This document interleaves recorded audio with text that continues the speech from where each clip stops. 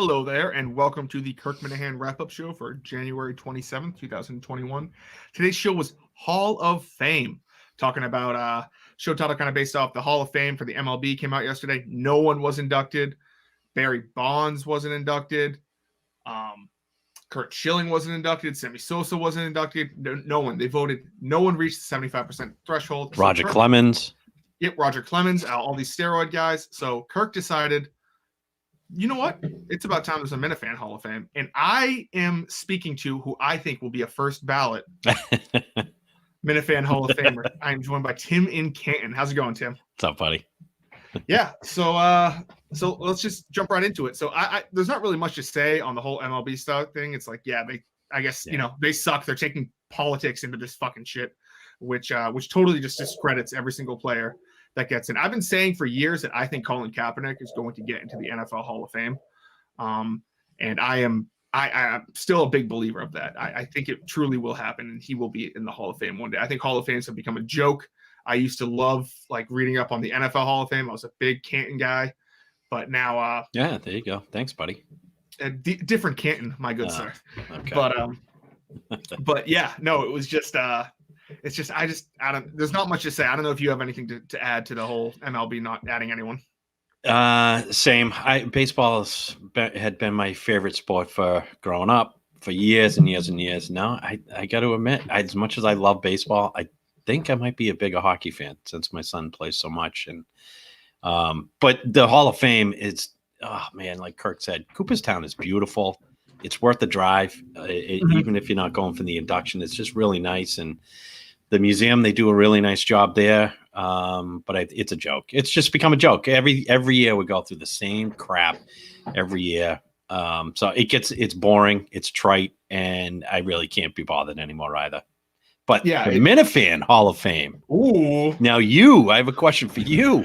Ooh. It went from, as I'm historating and notating the show, you went from maybe to a probably to a yes. You're one of the 6. Yes, very, very excited. How does that make you feel? Oh, I feel very I was wondering when I was like, oh, is Kirk gonna say my name? It was up in the air, and he said, no, Justin's stupid. And I was like, true. And then he which gave you a point. Yeah, exactly. So it was so yeah, no, I mean, I feel like it would be a great honor. I'm actually coming up with a list now. I think if we come up with a list of 30 names, I think, to start off as, and I'll print out a ballot, and I'll give one to Kirk, give one to Steve, give one to Mutt and his brothers or whoever else. Oh, Kirk's gonna absolutely love that. Make sure you do that. That's a great idea. Hopefully I have that done by tomorrow night. And we'll see. I mean, I think the Hall of Fame should be in Madawaska. I'm not entirely sure where the other locations could be, maybe South Carolina if Madawaska didn't work, but I feel like that's more connected to the newer project than the Kirk Minifan show. Someone recommended McLean's, but I think no, I don't think the McLean people would be happy if we decide to put up a Hall of Fame for one of the residents that's in there. Well, he is he is the adoptive son of Madawaska. Yes. I am not going to share any state secrets, but I can tell you that there is already a push afoot by some Minifans to see about having Madawaska be the home of said Hall of Fame. People are already on this. They're already looking at locations. It's pretty exciting. I'm psyched. I'm looking forward to it. I think it would be absolutely awesome. I mean, real estate has to be kind of cheaper up there. I mean, I know Tim. It is. I mean, Canton, Mansfield, Foxborough, it's all super dumb expensive in this area. So I'm assuming Madawaska, you could probably get a decent house for around $200,000 or somewhere around that. Yeah, that'd put you probably in the upper median. Yeah, it's just the way it is. It's way north in Maine on the Canadian border, so prices are a lot less. So yeah, there is at least a couple of people looking at doing something in Madawaska, which is just a tribute to Kirk, to the show, to the dedication of the fans. Like Kirk has always said, the fans are the 3rd seat, the 4th seat. We're his customers, and I just think it'd be hilarious to have Madawaska be a location that people could pilgrimage to, a Kirkramage, if you will, even when he's not there. I like it. Yeah, no, it could be kind of like, hey, want to go up to Madawaska this weekend to And stop by the KMS Museum, Hall of Fame. People. I'd do that. I mean, people would do that. Hell yeah. I've got something in the works myself. I'm developing already for tribute for that summer trip. Even if I don't get a ticket, I'm still going to go up. And I just think it'll be, what did Steve say? Kirkapalooza, which people have said in the past. I think it will be that type of vibe, type of environment, because it's going to be June 4th. He said the first Friday of the first weekend in June, which would be June 4th. But I don't think it's official yet. Well, he said on the show today, no, it's not official, but he did say on the show he would like it on a Friday night, and he said he would like it the first. It kept changing, but he said he wants it in the first weekend of June. So if it's the first weekend, that Friday is June 4th. And I just think people will have a ball just going up there for a night or two and hanging out, even if they don't get to go to the show. It'd be a great time of year to be up there. So that brings us to our next point, in which so Steve on the wrap-up show on Monday, which I was surprised by, he said, "No Madawaska 2021. My heart was broken. I had a grand time in Madawaska last year, so my heart was broken. I knew we weren't going to do anything in the winter, but Kirk came in and said, what are you doing? Why are you making these decisions, without officially contacting me?" And Kirk and Steve said something that kind of hurt my feelings a little bit. He said, "This is why I don't like to come on the wrap-up shows." And I'm like, okay, Steve, breaks my heart a little bit. But no, I think a Madawaska show in the summer would be different. I think it would be, and you know what I was thinking today? I was thinking summertime. Well, they got to eat lunch if they're doing something. Guess what Justin's going to do? Bring out Justin the fucking barbecue, there you guy. Go. Bring out the fucking barbecue. That's where we're having the barbecue. Madawaska 2021. Sometime in June. I am just let's fucking go. The long-awaited cookout at your house has now changed to Madawaska. Oh yeah, if Madawaska takes place in the summer, I am going to make sure that the Minifans are happy and fat for lunch, for breakfast. That won't be a problem. Because I know last year it was kind of like an all-day event with the fishing, but obviously we're not going to have ice fishing, and I'm not entirely sure we'll have fishing in general. But if we could find like a park or something. Why are they closing the lake or the streams or the rivers? I just don't know if everyone would fish, because you kind of got to stand there with the. They'll be fishing. They'll definitely be fishing. So if you know what I mean. I got to check out if there's like a park or something. I would love to have a barbecue there. Oh, I could just grill it up, and I'd have a boombox playing just parody songs after parody songs. Oh, it'd be fucking awesome. I'm getting hard just thinking about it. Yeah, I can tell. About to lose your load here, Justin. But, if this makes you feel any better, just reading a note from today, when Steve had mentioned, Kirk brought the topic up about Steve mentioning the Madawaska show being moved. I have a note that Steve was advised to, quote, keep his fucking mouth shut, end quote, when it comes to booking Kirk's schedule. Mm-hmm. And this was in regards to Steve's comments on the Madawaska show, on the wrap-up show about Madawaska. So take a little, I know it hurt your feelings, but you can take a little comfort in the fact that it's up to Kirk and only Kirk. Yeah, and we did hear that the Wilbur show is now 1/22/22. That's right. And that which I am confident that it's eventually going to be that. I don't think it's going to get pushed back again. I think if it gets pushed back again, it's like, oh, fuck. Well, we're just going to do this our entire lives. Like, we're just stuck in quarantine the rest of our lives. Is if we don't get the shit figured out. If we spend all of 2020 and all of 2021 doing this stuff, I'm going to go fucking insane. So we gotta get this figured out sooner rather than later. But no, I can't wait. Obviously, I can't wait for the Wilbur show. There was also what do you mean we? You have a mouse in your pocket? Getting this straightened out? You writing a letter to the governor? What are you talking about here? I'm sorry. What'd you say? You said we got to get this straightened out. I don't know. Yeah. I've been writing to the governor every day. Apparently he's a big Blink-182 fan, so I've been sending him some lyrics about how you got to open up and all that shit. But it's yeah. So I mean, I'm sure they don't have me on the list now for anything. Yeah, it was. There was also some talk about Socko today, which is exciting too.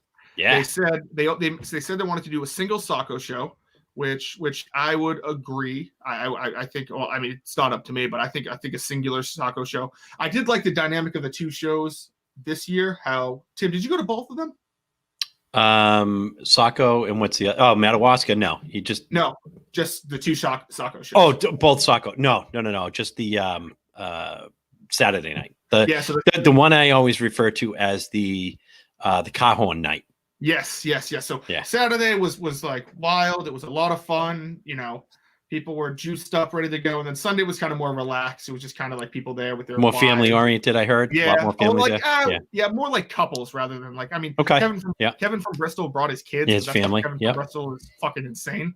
So I think they were on vacation. He was the same as me because we were trying to connect. And I was on vacation that week and was coming home that Saturday and went from New Hampshire instead of going south. Went over to Saco for that last night. And awesome. What a great way to end a vacation week. But that single show, obviously it's up to Kirk and Steve and the rest of the crew there. So whatever works best for them. But having been there for just that one night, I was so glad to hear that they're going to do another one. Not only that they've been saying this for a long time. And again, the guy, he gives and gives and gives. So we got 2 shows to look forward to this summer. Madawaska, whether you're getting in or not, just being up there, I think is going to be a blast. And then Saco, Maine, and that was a great time last year. Yeah, I think it's going to be a complete blast. A lot of fun. Speaking of complete blast, so the Twitter world fucking blasted my CEO, the People's CEO. Yeah, huh? Jesus Christ, people. So she had 2 NWHL players on her podcast, which, if you don't know, stands for National Women's Hockey League. It's loosely related to the NHL. It's kind of, some might say it's held up by the NHL. But so she had propped up, more like propped up. Like, does the NHL has some vested interest in it or some financial backing? I think they're financially backing them a little bit. Yeah. So anyway, and then they, after having the 2 WNHL players on, Twitter world, the Blue Checkmark Brigade, as they're called, went crazy talking about how we can't have Erica Nardini and Barstool be a part of this growing sport. And Erica came out and said, "You're so stupid if you kick out brands like Barstool. You kick out people like me who want to get involved, who want to grow the game." Erica Nardini's been posting about women's hockey for years now. This isn't like something she just picked up as a pet project or something like that, or flavor of the week sort of thing. She's been playing for years. Yes, she's huge supporter of hockey and of women's sports, athletics, you name it. She's a great advocate. And so she released a video of everyone, of just pictures, screenshots of public tweets where people were saying, "We need to get rid of Barstool. We need to blah, blah, blah, do this, do this, do this." And people acted like she said, find them, slit their throats, fucking murder their family.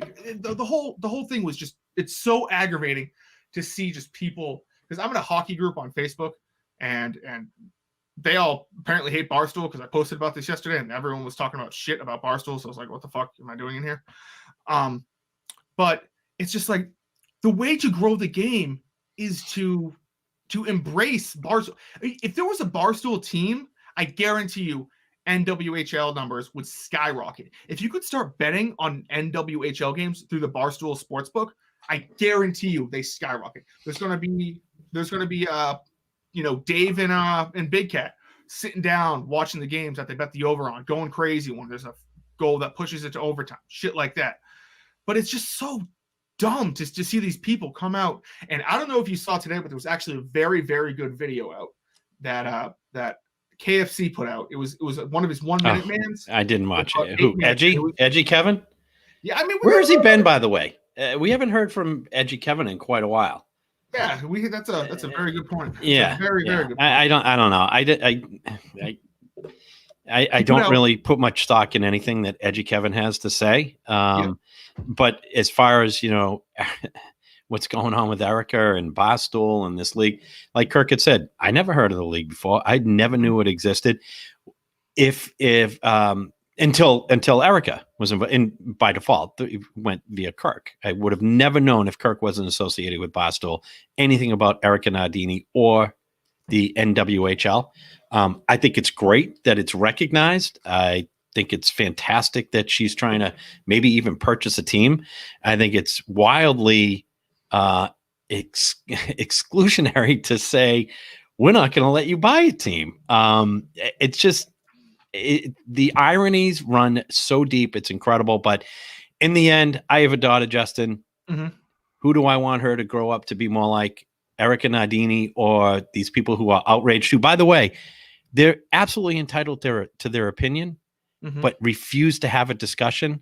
Oh, well, I know who I want my daughter to grow up like, and it's one Erica Nardini, because at least the woman is open to discussion. She's extremely smart, incredibly successful. She's the CEO of a company that Dave said today went from 15 million to $1 billion company. Mm-hmm. He says it's still the best hire he ever made, which I'm actually going to say the second best because Kirk was the best. Blind Mike was the best. This is the age old adage of cutting your nose off to spite your face. It's in the end getting Erica the attention she wants. I already saw I'm sorry, not that she wants, getting Erica the attention that everybody who hates her didn't want her to have, and it's not her fault. It's not her doing. And I already saw they're talking about a Barstool hockey league for women. I know where I'm going to focus my attention, and it'll be on that one as opposed to NWHL. So, last thing when we wrap up on this topic here, do you know who the highest paid NWHL player is? No, and I would assume it's probably $50,000 a year. I looked it up. It is. Do you know who Phil Kessel is? Former Boston Bruin. Yeah, I know the name. Yeah, I remember the name. Yeah. So his sister is a very good women's hockey player. She was the highest paid NWHL player last year. She made $9,000 for that league. The league minimum and what the majority of the contracts are, $2,500. You're telling me Barstool, if they got invested in this, the revenue would not skyrocket in these players? But I don't know. It's like you said, it's cutting your nose off to spite your face. It's fucking moronic. I think there's different fights to pick, and I don't think this is the right. I think in the end, the people who were upset are going to realize they maybe made a pretty big mistake here. No, they're not. Doesn't mean they have to lay down. They have their own thoughts on how the league should be run. That's cool. It's their league, but you got to have an open discussion. All right. No, they're never going to come out and say that they fucked up. The league's going to fold in 2 or 3 years, but they're going to say it's whatever happened to that league. Everything was because it's going to fold because Erica's trying to destroy it from within now, which is like 40 chests. Well, just the last thing it's saying that there's already a little bit of a groundswell of people chirping now and saying, "Hey, I don't agree with the board stance or league stance." So that's good. Okay. Yeah. So we'll see. We'll see how that goes. I'm a little fired up now, and I'm going to get very fired up for this next segment.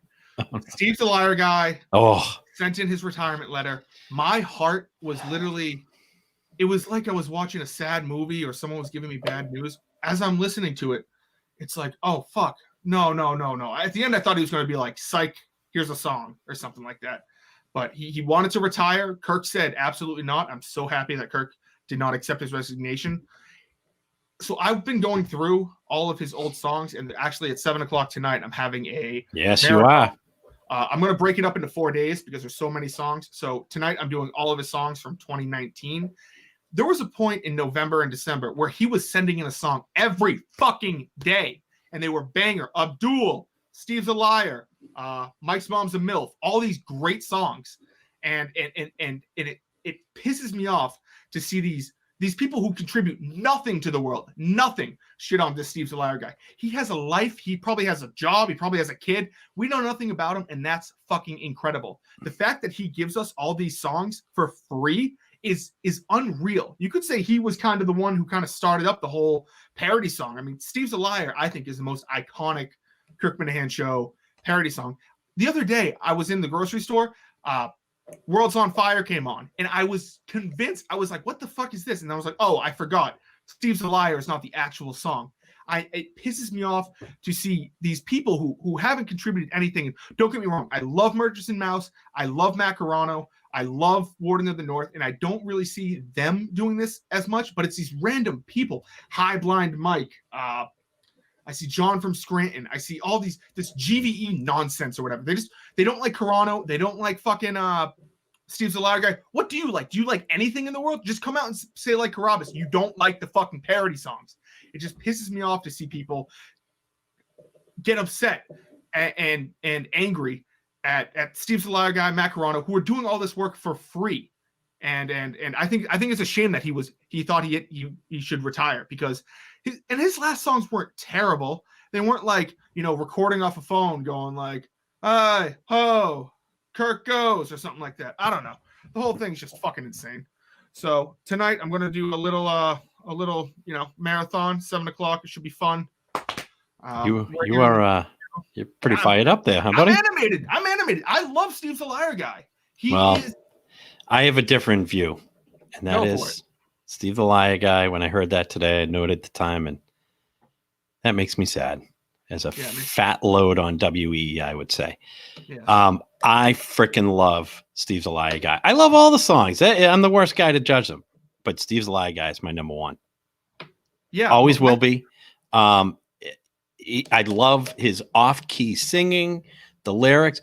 Everybody has their specialty, right? Some people are better at producing. Some people are better at singing. Some people are better at lyrics. I've heard songs that the show cut short and said, not doing it for me, that I thought were spectacular. Like last week, there was one. Mm-hmm. I forget right now what the song was. I thought, I'm not really into rap, but that was a good song. Yeah. But anyway, I was really bummed out when I heard that he might not be. Oh, he wanted to retire. I also think his letter was fantastic. Yes, it was very funny. That cracked me up.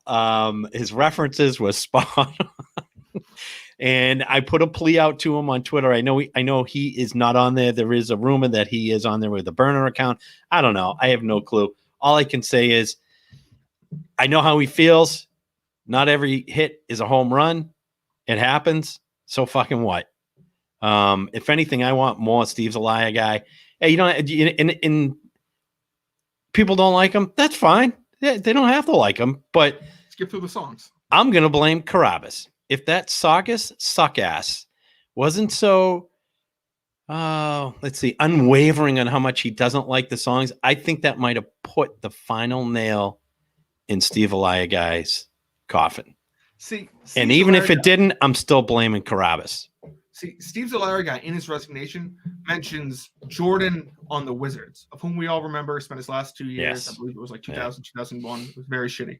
No. I think this is Jordan just completed his first three-peat.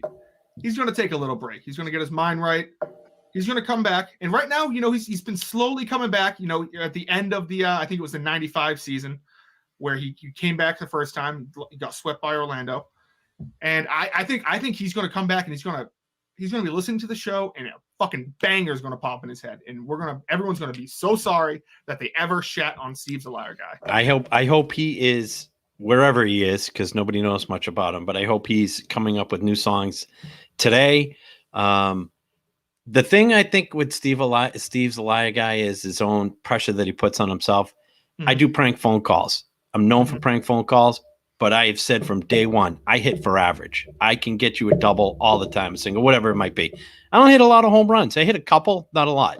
Mm-hmm. Matt from Providence, when he would make a phone call, it was always a home run. Mm-hmm. Patrick, in a clutch, guy hits a grand slam. It's just different for all of us. With Steve's the Liar Guy, he's a 5-tool player. He hits for average. All right. He hits for power. He's got speed. The quickness in which he hears a topic on the show and then has a song out is amazing. He can take in the content. So there's the catching. He can take in the content and he can produce it into a song. And I forget the fifth tool, what it would be for him, but he's the all around player. So I just wish he wouldn't be so down on himself, but if you're going to resign, you're going to retire. That letter was the way to do it. But I'm also looking forward to him writing a song about him retiring, in Kirk not accepting it, and hearing what that'll be like. So I have full faith that he'll be back, and I personally look forward to it. And the other thing I'd like to say is, only few people can really make parody songs. Some have tried, a lot have failed. Only a few succeed.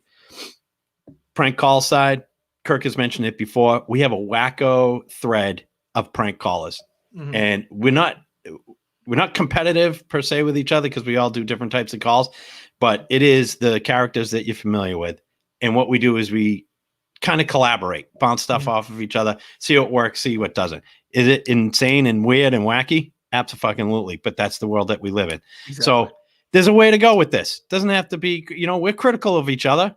Our calls sometimes don't land, but you know what? We're there to try and help make more content and make funny content. So hopefully Steve the Liar Guy will come back into the fold. I know he will come back into the fold. I want to go out there and say it. I know he's never. I'm going to Sherbin, and I'm going to pray at the Abbey. I will be there tomorrow, and I'm going to say a prayer that he comes back into the fold. That would be very nice of you. I need him in my Minifan life. I need him as well. So that kind of does it for today's show. I mean, they ended with fuck Bob and his son Gabe today, which is a great song. Such a great song. People forget that song was two months ago. How quickly we forget. Do you know what night that was, Justin? It was the first VFW night. Yeah. What was so special about that night for you? I forget. Let's move on. And by the way, Steve the Liar Guy mentioned me in his letter about the terrible call I made. I love that. That was a shitty call. Yeah, it's That's I don't awesome. know. It's so thank you for that, Steve the Liar Guy. So I don't know. I think the shitty ones just make the dim stars make the brightest ones shine even brighter. Which I don't think never heard that before. Right. Which I just pulled that out of my ass. I don't know. Yeah, I have a feeling you might have made that up. Okay. Yeah, yeah. So anyway, so let's get into I know you weren't around last week. I'm sorry, last Wednesday, so you were unable to make it. Yeah. So we're going to actually do 2 weeks here. Yeah. Of this week in Kirkman history. So I've stepped it up a bit, and I got myself a nice leather-bound. Is that the Bible Joe Biden was sworn in on?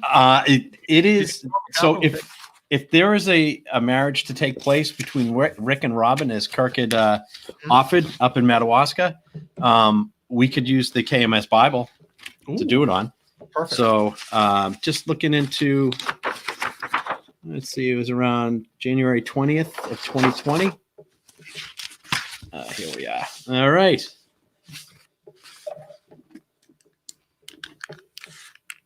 I'm the historian. I gotta wear glasses. By the way, I don't need glasses. So, whoa, these things are freaking strong. Gotta take those off. All right. So this week in Kirkman history. So we'll go from January 20th to the 31st. A lot of prep talk for the Miami trip. And Justin, you were a big part of this trip in so many different ways. So there was a full about a half a week's worth of gearing up for the trip where Kirk had predicted it was going to be a shit show and that someone would be getting fired. And actually it didn't end up happening. But in this week before you guys headed, what's that? He was a week too early on the fire. Yeah, right. But just as a reminder for everybody, in the week prior to heading down to Miami, that was when Blind Mike went to the casino in Springfield and when intern Will forgot to press the record button. But we did get that sound of Sam. I have a question for Sam Kennedy. This was also the week that was the first call to Stacy from Madawaska. Ooh. So Stacy at Paddy's up in Madawaska, Maine. The Jerry feud was in full force at this point. There was a lot of back and forth going on. Jerry had just launched his shit podcast and begging Kirk to come on, and then was being super critical of Kirk. So Kirk fired back. There were a few great parody songs. The Steve's a Liar Guy had a song in here. Kevin from Bristol, Matt Carano. There was Bohemian Gary, which is a very underrated song. Mm-hmm. That is so well done. Also, Elias. Who is Elias? Do you remember who he is? Oh, yeah, That's of course. right. He was the guy That's Steve was supposed to stay with in Miami. That's right. So Matt Carano had written a song about Elias before everybody realized that he didn't really exist. Lots and lots and lots of Jim Florentine clips and talk and discussing the comedic stylings of Jim Florentine. By the way, huge fan of Jim Florentine's phone calls. Frank Yankers, his own stuff. I'm a huge fan, but I gotta admit, listen to his comedic the clips, not so great. Also, somebody that we forget was in the world at that point. Do you remember the fake Jim Florentine clips? Oh, those were great. That guy was great. Oh, the horsepower call he did. Yeah. Oh, I remember it was so right. funny. And I think he ended up calling in a few times, but then he's kind of gone silent. So just reminiscing about that guy was really good. There were a couple of Jim Florentine parody callers, but there was one in particular, he nailed it. Also, this phrase was introduced, the Wendy's sweats. What is that, Justin? It's when you eat Wendy's and you sweat. Yeah, eating too much. So Steve, the animal that he is, a robot, just shoveling food in his mouth. He would get the Wendy's sweats, he proclaimed. Greg Bedard was outed as the Kevin Cullen of the sports world for his faux story about Aaron Hernandez. That was the one where like he was down at the combine. Yes. And Hernandez was pissing on the side of a cab, and Hernandez's agent supposedly said to Bedard, "You go out and get him. I can't do it." And Bedard got him to come in, but he would never name who was there with him, where it was. Just total lies. Again, make him the victim hero at the same time. There was also the Minifan tattoos was scheduled this week. Not to happen this week, but they had confirmed that they were going to be doing that. Yes. Yeah, which unfortunately was in March, so it didn't happen. And let's see. So there was a lot. There was a song from Steve the Liar guy about Steve staying with the Argentinians at his B&B, and also that the actual person who stayed at the B&B was named Christoph. Not Elias. Elias never existed. That's right. But Christoph. And Steve was also outed by one Matt from Providence doing phenomenal detective work with the bus stop sign. Yep. And he figured out where Steve was actually staying. And the only other thing I'd note is Mike was being you were there. Mike was being called apparently by people calling the hotel. Yep. Yeah. People were just calling and asking for Mike Geary. And so he was taking phone calls. I think that was the beginning, if I'm right, of did Mike take phone calls before this? No. No, I don't believe so. So I think You mean on Mike and the Minifans? Yeah, on he did. He had. Oh, yeah. He did? Sorry. Okay. Yeah. Because, and Justin, this was when you named off your 500 favorite celebrities? 100 or 150 or 150. Yeah, I forget what it was. Impressive. And you kept changing your top 5. Yeah, my top 5 is all different now. But one that was in there that had a lot of discussion on the show was the person who was behind you. Yes. Oh, goodness. Kobe Bryant and your declaration that he was the world's greatest dad. Care to share with us if that attitude or that thought has changed at all? World's greatest dad. Yes, you said I believe on Twitter. So we're going of all time because he's dead. Mm-hmm. Is he the world's greatest dad? By the way, I'm having some Cadbury chocolate eggs. God, these are delicious. I'm trying to think. Yeah, I'll go with that. Sure. World's greatest dad. Yep, sure. Fuck it. Wow. Okay. Any proof of that? Yeah. He guarded his daughter when the helicopter was going down. So like he held her. That's what reports say. And who would know? Everybody died. They don't know. Hashtag girl dad. So. All right. So you're sticking with greatest dad ever. Sure, we'll go with that. All right. Well, that was a topic for a lot of conversation on the show that week. Yes, it was. So that's the week that was. Next week will be all about Madawaska. Because it is the episode that starts the next week in 2020 was Madawaska Ho. And there was a lot of activity up in Madawaska, held on for like 2 or 3 shows. And I also want to point out that, as we all know, Mike had a little faux pas when he was doing his Mike and the Minifan show up in Madawaska. He was a little bit wobbly, as he would say. He also had been a little wobbly the week prior, which Kirk pointed out, when Kevin from Bristol gave him that bottle of peanut butter flavored brandy or whiskey or whatever it was, and Mike had it on the show one night. So if anybody wants any more calls, Justin? Yeah, anybody wants to get a laugh, you might want to go back and listen to that show. And that's the week that was. So awesome. Thank you so much, Tim, for joining me here on the Kirkman wrap-up show. I will talk to you. Make sure to tune in tonight at 7 for the Steve's a Liar guy. Yeah, baby. Marathon. It's going to be fun. You can listen to it whenever. I think I want to say I might do one tomorrow morning as well at 11, just to give people, if they want to, because there's no show dropping tomorrow, if they want to get a little juice in them and just listen to some old Steve's a Liar guy songs, maybe do an hour of that, but it's still up in the air. So I will talk to you guys tonight on the YouTube channel. So once again, thank you, Tim, for joining us. Looking forward to it, Justin. And Steve's a Liar guy, please come back.